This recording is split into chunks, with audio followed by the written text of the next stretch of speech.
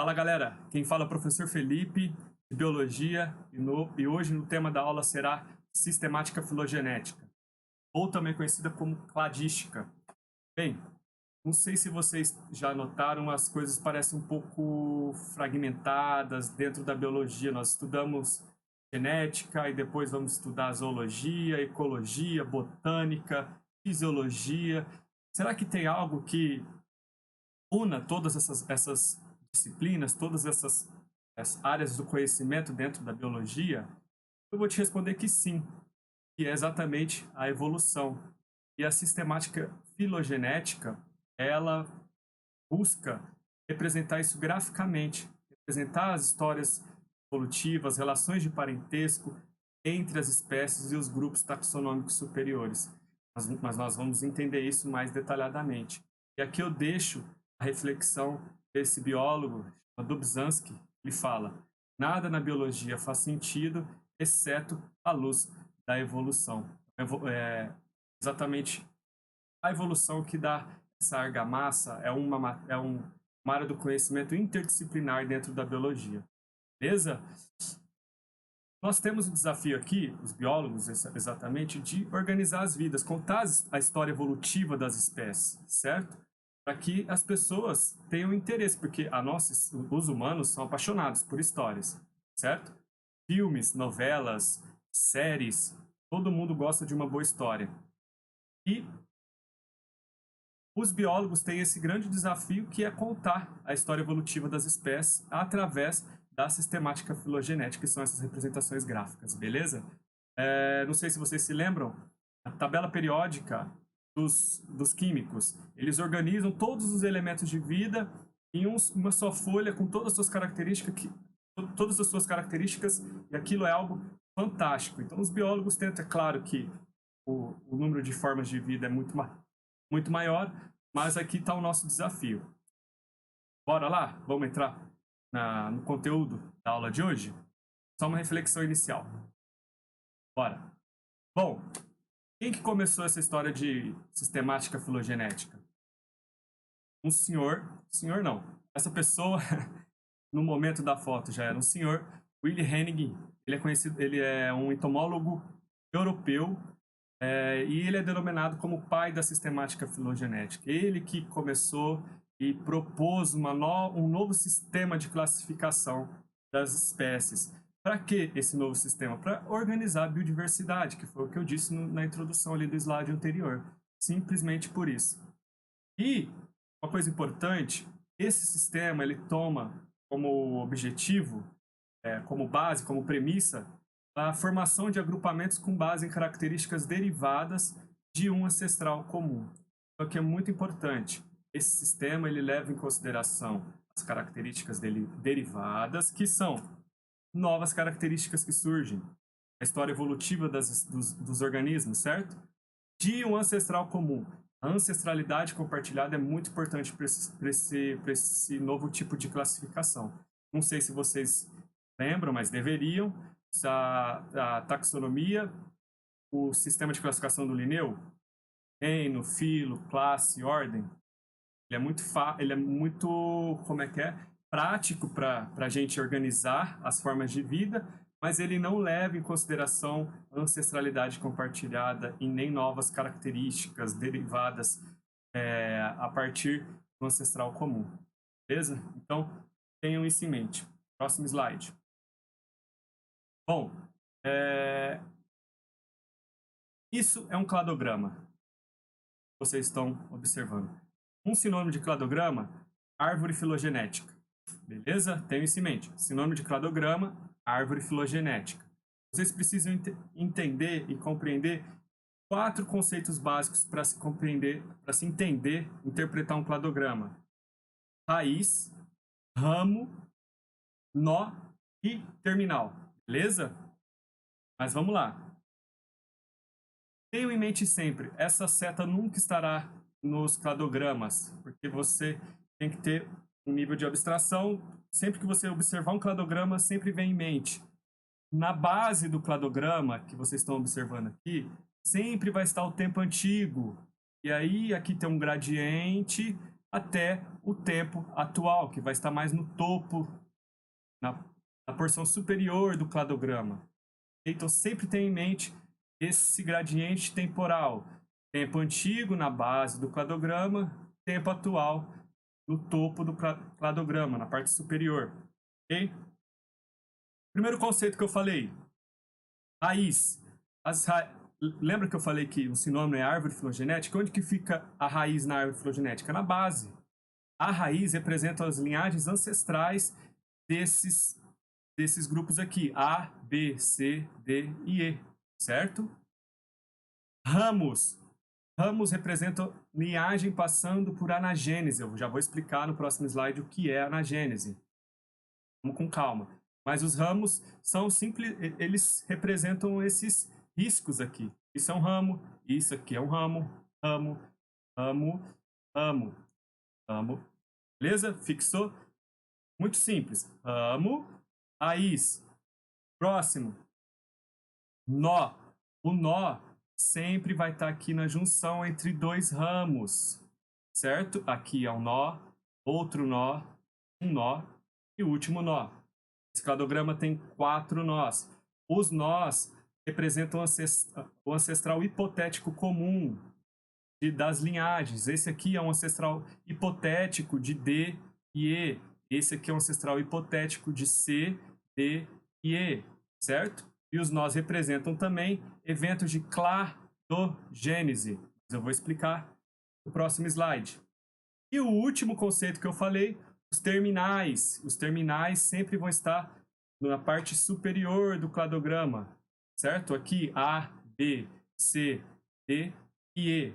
Esses são os terminais, que podem ser as categorias taxonômicas, espécies, gênero, família, enfim, qualquer um que seja. Depende da pergunta, depende da pesquisa que foi desenvolvida, beleza? Então, novamente, raiz na base do cladograma, ramo, olha os ramos aqui, certo? Nó, 4 nós e terminais. Pronto, já estão craques, os 4 elementos básicos de um cladograma. Outro conceito importante, grupo irmão. A é grupo irmão de B. Por que, professor? Porque olha como que eles possuem um ancestral comum mais recente no tempo, quando comparado aos outros grupos C, D e E. Então, A é grupo irmão de B e B é grupo irmão de A, certo? Eles são grupos irmãos, beleza? Aqui, a mesma coisa. D é grupo irmão de E e é grupo irmão de D. Por quê? Porque eles possuem um ancestral comum mais recente no tempo. Olha, C é grupo irmão de D e E. Por quê? Porque eles possuem um ancestral comum recente no tempo, quando comparado a A e B, certo? Então, conceito de grupo irmão. C é grupo irmão de D e E, certo? Beleza? Então, grupo irmão, fechou. Próximo slide. Os cladogramas ou as árvores filogenéticas não são só desse tipo. Eles podem estar representados dessa forma, vocês viram no slide anterior, mas também podem estar representados assim ou assim, certo? E uma coisa importante, eu te falei no anterior, o tempo aqui vai do mais basal, tempo antigo, para o tempo atual. É a mesma coisa. Aqui a raiz, mais antigo para o tempo atual. Esse aqui está na horizontal, não tem problema. A raiz está aqui, tempo antigo, olha o gradiente, tempo atual. Beleza? Então, sempre tenha em mente o tempo. Professor, esse cladograma é diferente desse aqui? Graficamente, assim, se você olhar de cara, sim. Mas a resposta, conceitualmente, não. Por quê? Eles contam exatamente a mesma história evolutiva. Vou explicar para vocês. Olha aqui. A raiz está aqui. Essa raiz, essa raiz. Olha esse ancestral aqui. Esse nó. Ele mostra que A é grupo irmão de B e C. certo? Esse nó mostra que A tem o mesmo ancestral comum que B e C. Não é exatamente a mesma coisa aqui? Ó, A representa que B e C têm o mesmo ancestral. Então, a história evolutiva é a mesma. Esse ancestral comum aqui, B e C, tem um ancestral comum. Aqui eles também não têm o mesmo ancestral comum? B e C? Aqui, o nó. Então, essa árvore tem 2 nós e essa outra árvore tem 2 nós. Então, esses dois cladogramas têm a mesma história evolutiva. Então, eles são iguais, certo? E esse outro aqui, professor? A, B, D e C. Parece ser diferente. Tem mais um terminal, certo? Terminal D. Esse cladograma, além de ele estar na horizontal, ele conta uma outra história evolutiva, certo? Porque tem um nó a mais e as relações de parentesco mudaram, certo? Vamos para o próximo slide. Outra coisa, esses dois cladogramas são iguais? Ó, A, B, C, A, C, B. De cara você fala, não tem nada a ver, professor, esses cladogramas são diferentes.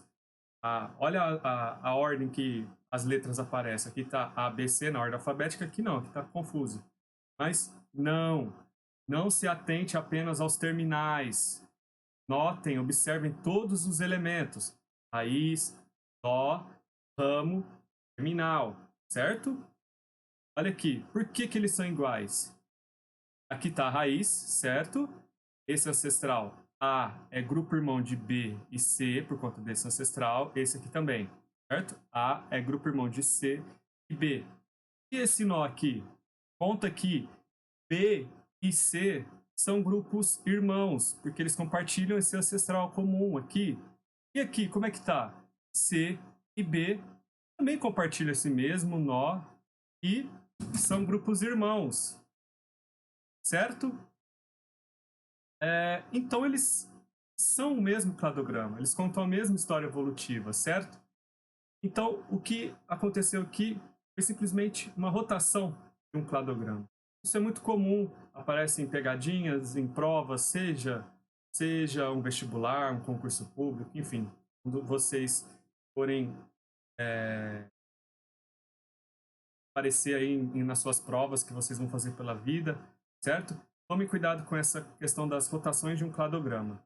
Se atente a todos os elementos da árvore filogenética. Bom, lembra que eu falei que o ramo representa a anagênese e um nó cladogênese? A diferença aqui, ó. Anagênese está aqui no ramo, tem anagênese nesse outro ramo e nesse outro ramo, certo? E cladogênese aqui no nó.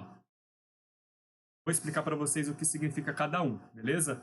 Ó, raiz da árvore, certo? Tenha em mente o quê? Tempo antigo, aquela seta, e tempo atual, beleza? Espécie ancestral, uma aqui na raiz e aqui tem essa linhagem. Vocês podem notar aqui, que não tem uma leve diferenciação. Vocês percebem que aqui a asa dessa borboleta aqui, que é que estão numa mesma linhagem, tem uma diferenciação bem leve. Mas existe, aqui está mais claro, e aqui começa a escurecer as asas, ficando um pouco mais vermelho. Então, a anagênese é exatamente isso, é o surgimento de novos caracteres ao longo de uma única filogenia, é o acúmulo dessa variação nos caracteres ao longo de uma mesma linhagem, no mesmo ramo, certo? Aqui, cladogênese, professor, mas o que aconteceu aqui? O que isso significa que dividiu, bifurcou? Nós temos aqui uma dicotomia que nós chamamos, que fez com que se transformasse em espécie A e espécie B. Cladogênese nada mais é que a divisão de uma linhagem em duas ou mais, que podem ser causadas por uma série de eventos, fenômenos biológicos. Um deles é o evento um evento vicariante, que eu vou apresentar para vocês no próximo slide, certo? Então, vocês têm que ter em mente que cladogênese divide em duas ou mais uma mesma linhagem, beleza? E aqui, ó, olha, depois que dividiu aqui na cladogênese, olha a anagênese ocorrendo. Aqui as asas elas são amarelas, vai clareando, clareando, até ficar bem branca, certo?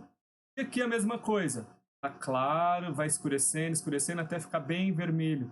De forma que no tempo atual, lembrem da seta, nós não conseguimos mais reconhecer essas borboletas como uma mesma linhagem, uma mesma espécie. Então, nós descrevemos, nós apresentamos elas como espécie A, borboleta branca, e espécie B, borboleta vermelha. Isso é um processo de especiação, beleza? Vai ficar mais claro agora. Lembra que eu falei de cladogênese? Cladogênese nada mais é do que, esse é um exemplo de cladogênese, que vamos ter ideia dessa população ancestral aqui, desses sapinhos vermelhos, eles são vermelho no dorso e azul nos membros, certo?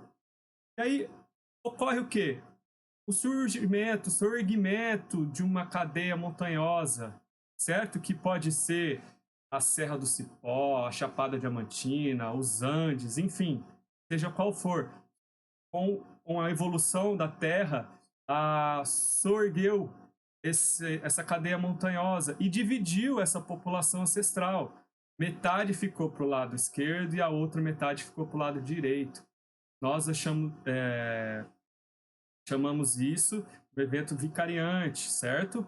E aqui, de forma que com o passar dos anos, milhões, milhares, milhões de anos, essas espécies se diferenciaram. Olha como que esse isolamento reprodutivo, o surgimento dessa barreira geográfica, que poderia ser um rio, por exemplo, fez com que essas espécies se diferenciaram. Essa população agora tem a coloração amarela e essa listra lateral, de forma que nós identificamos ambas como espécies divergentes, beleza? Isso é um evento de cladogênese que eu mostrei aqui. Provavelmente surgiu alguma barreira geográfica ou algum outro tipo, pode ser uma montanha, um rio ou um outro fenômeno biológico. Então, a cladogênese dividiu em duas uma linhagem, beleza? E nós chamamos isso de especiação alopátrica, quando surge uma barreira geográfica numa população ancestral. Bom, o que a sistemática filogenética ou cladística ela busca? Ela busca encontrar grupos naturais que possuem um ancestral comum exclusivo e incluam todos os seus descendentes. Nossa, professor. Meu Deus, explica melhor isso. Calma. Um sinônimo disso, grupo monofilético, também conhecido como clado. Por isso que nós chamamos de cladogramas, beleza? Cladogramas. E a sistemática filogenética busca grupos monofiléticos, ou cladogramas. Fixem isso. Mas, professor, o que é isso? Um grupo monofilético, um cladograma? Vamos ver no próprio cladograma para ficar bem fácil? Bem, deixa eu colocar aqui a canetinha. Beleza. O que seria um grupo monofilético? É quando você pega um cladograma, o ancestral comum e todos os seus descendentes. Tá, professor? Mas me mostra isso no cladograma. Tranquilo. E qual dos elementos que eu falei nos slides anteriores que representa um ancestral comum hipotético? O quê? O nó, certo? Tá aqui. 1, 2, 3, 4 nós. Então, quando você pega o ancestral comum e todos os seus descendentes, A e B, isso é um grupo monofilético ou clado. Outro grupo monofilético, esse ancestral aqui, nesse nó, ó, todos os seus descendentes, C, D e E. Outro grupo monofilético, esse ancestral, D e E, certo? E o último grupo monofilético desse cladograma, olha, esse ancestral, todos os seus descendentes. Beleza? Então, quantos clados ou grupos monofiléticos nós temos nesse cladograma? 4. Beleza? A, B, C, D e E, D e E, e A, B, C, D e E. Isso é grupo monofilético. quando um agrupamento reúne o ancestral comum e todos os seus descendentes. Simples assim. Beleza? Então, a sistemática filogenética, ela busca isso. Próximo slide. Mas existem outros grupos monofiléticos. Outros agrupamentos dentro da sistemática filogenética, ok? Além do monofilético que eu falei. Só para reforçar, um grupo monofilético reúne todos os descendentes e o seu ancestral comum, certo? Então, aqui nós temos um grupo monofilético, destacado em azul, certo? Olha os descendentes. Mas nós também podemos ter grupos parafiléticos. Parafiléticos é quando você reúne o ancestral comum, mas nem todos os seus descendentes, certo? Aqui ele tem 6 descendentes, mas só 3, esse e esse estão destacados. Mas esse aqui também é um ancestral comum, esse nó, certo? Esse aqui também, e esse aqui também. Então nós chamamos, quando não se reúne todos os descendentes de um mesmo ancestral, um agrupamento de parafilético, beleza? Um exemplo de um grupo parafilético são os répteis, que é um agrupamento não natural. E para réptil ser monofilético, ele tem que incluir aves. Tá aqui, ó. Que linda essa coruja. Aqui, réptil clássico. Beleza? Então, réptil parafilético. A não ser que inclua aves. Bom, polifilético. Polifilético é quando se reúne alguns terminais, esse vermelho. Tá percebendo que aqui não tem nenhum nó destacado em vermelho? E esse aqui também. Por simplesmente você estar reunindo esses terminais, esses grupos taxonômicos, categorias taxonômicas, por alguma similaridade fenotípica, comportamental, de alguma natureza, mas que não reflete, não se origina da mesma origem embrionária, evolutiva, certo? Então você reúne formas que se pareçam, que se assemelham, como por exemplo, golfinho, que é um mamífero, e um tubarão, que é um condricte. Mas eles têm a mesma formação corpórea, hidrodinâmica, para nadar bem ali no ambiente aquático, beleza? Mas eles estão muito distantes na filogenia, certo? Então isso nós chamamos de convergência evolutiva. Eles têm esse formato hidrodinâmico porque ele consegue nadar muito bem no ambiente aquático, beleza? Mas essa semelhança corporal não pode ser justificada por uma ancestralidade compartilhada, como é o caso aqui, não tem uma ancestralidade compartilhada. Então, quando se reúne arbitrariamente por semelhanças que resultam em convergência evolutiva, nós chamamos de polifilético, beleza? Então, monofilético, parafilético, polifilético. Próximo slide. Mas, professor, os organismos, os bichos, as plantas, os fungos, bactérias, eles não são A, B, C, D. Dá um exemplo aí de como isso é na vida, né? Como que se faz isso com os bichos? Olha aqui esse. Vamos, muita informação, certo? Mas calma lá. Primeira coisa que eu falei para vocês, tenham em mente o tempo, o gradiente temporal. Aqui, olha que fantástico. Aqui já está até representado. O tempo antigo e o tempo atual. Beleza? 60 milhões de anos, o tempo mais antigo, e aqui 0, porque atualmente são espécies viventes. Fechou isso? Temporal, interpretaram aqui, ó, 60, 50, 40, 30, 20, 10 e 0 milhões de anos. Certo? O que está aqui? Raiz desse cladograma ou árvore filogenética, certo? Na raiz nós temos os prosímios basais. Não é, eu deixei aqui de propósito. Não é correto chamar organismos, indivíduos, espécies de primitivos. Primitivo a gente utiliza para estruturas. Então, o melhor termo é prosímios basais. Prosímios aqui. São esses aqui, prosímios atuais, viventes. Acho que vocês já viram esses indivíduos, essas espécies, em algum desenho aí que é bem famoso. Beleza? Então nós temos um ancestral comum aqui, certo? Aqui tem um nó. Ele é um ancestral comum dos prosímios atuais e todos os outros antropóides. Todos esses aqui são antropóides, certo? Aqui, ó, destacando. Beleza? Ancestral comum de todos os antropóides. E os prosímios atuais é o que de todos os antropóides aqui?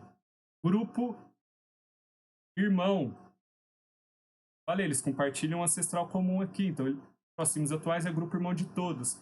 Vamos identificar os outros nós? Esse nó, tem um nó aqui, outro nó, certo? Um outro nó, um nó, um outro nó, e o nó que une a gente com os chimpanzés. Então, o nó representa ancestral comum. Esse ancestral comum viveu há quanto tempo? 10 milhões de anos. Então, a história da nossa espécie também está contada nesse cladograma. 10 milhões de anos viveu um ancestral hipotético entre os chimpanzés e os homens, a nossa espécie, certo? Aqui, o ancestral comum entre gorila e chimpanzé e homem. Gorila é grupo irmão de chimpanzé e homem é grupo irmão de chimpanzé, certo? Por quê? Por conta da ancestralidade compartilhada, recente aqui no tempo, beleza? Ah, professor, os ramos, certo? E os terminais, ó, cada um desse é um terminal, certo? Beleza? Uma outra coisa, vamos achar um grupo monofilético? Chimpanzé e homem formam um grupo monofilético, um clado? Sim, formam, tá certo. Um grupo monofilético maior. Hominoídeos. Quem são os hominoídeos? Ó, pega aqui gibão, todo mundo. Ó, esse ancestral e todos os seus descendentes. Outro grupo monofilético. Beleza? Tudo tranquilo? E aí fica um exercício aí para vocês encontrarem grupos monofiléticos ou grupos parafiléticos nesse slide. Então, fixamos raiz, os nós, os grupos irmãos, certo? E os grupos monofiléticos ou clados e a linha temporal. Vocês estão preparados para interpretar um cladograma, beleza? Nossa, professor, mas qual que é a importância disso? Tem alguma aplicabilidade no nosso dia a dia? Vamos avaliar isso. Sim, tem uma aplicabilidade muito importante. O que nós estamos vivendo hoje? Pandemia do novo coronavírus, o SARS-CoV-2. O que os cientistas fazem, os pesquisadores fazem? Isso é um cladograma, uma árvore filogenética do dia a dia. Não se assustem, vocês não precisam entender esse cladograma por completo, mas eu quero mostrar para vocês a aplicabilidade disso. Por que é importante entender as histórias evolutivas das espécies, representar isso graficamente? Por conta disso. Olha, o novo SARS-CoV-2, o tal do coronavírus, que causou toda essa pandemia da doença Covid-19, tem 1, 2, 3, 4, 5, 6, 7, 8, 9, 10. 10 clados. Nós já aprendemos clado, ancestral comum e todos os seus descendentes. Olha lá. Tem esse clado aqui, A2, A2A, porque tá A2A por quê? Porque está dentro do A2. Tem esse clado A6, esse outro clado A7 e A3. Olha que eu falei para vocês, a linha temporal, quando começou lá 29 de dezembro no início de dezembro de 2019. Dezembro, aí vai